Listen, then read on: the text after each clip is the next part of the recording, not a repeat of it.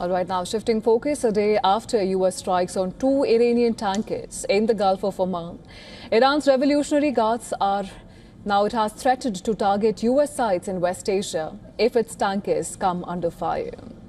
The threat comes even as the U.S. awaits Iran's response to its latest negotiating proposition. And now in an interview to Iranian state media, IRGC's aerospace commander, Sayyid Majid Musavi, he has warned that any U.S. aggression against Iranian tankers or commercial vessels, it will be met with a heavy attack on American bases in the region. Further, he warned that Iranian missiles and drones were locked on American targets. During the war, Iran had attacked U.S. bases across the Gulf, including in Iraq, Kuwait, Jordan, Bahrain, Qatar, UAE and Saudi Arabia.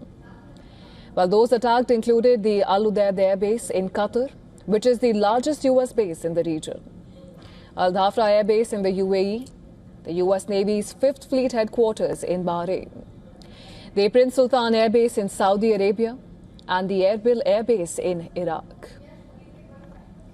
U.S. logistics base in Camp Buehring in Kuwait and the Jebel Ali port in UAE were also hit.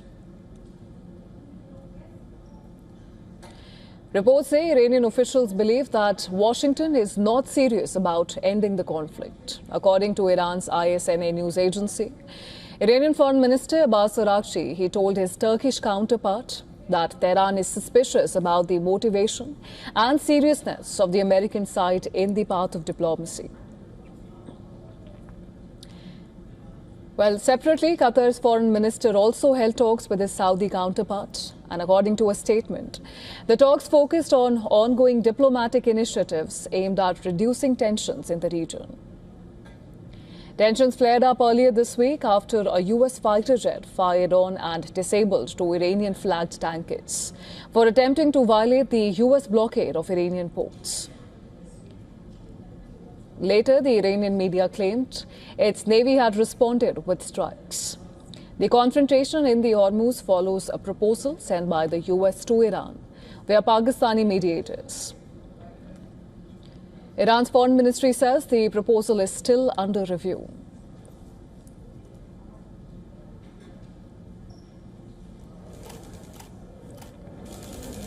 Now, separately, Secretary of State Marco Rubio met Qatar's Prime Minister Sheikh Mohammed bin Abdul Rahman Al Thani, and later in a statement, both sides stressed on the importance of close coordination to deter threats and promote stability and security across West Asia. Speaking to the press after the meeting, Rubio said that he is expecting a response from Tehran soon, and this is despite the recent naval clash.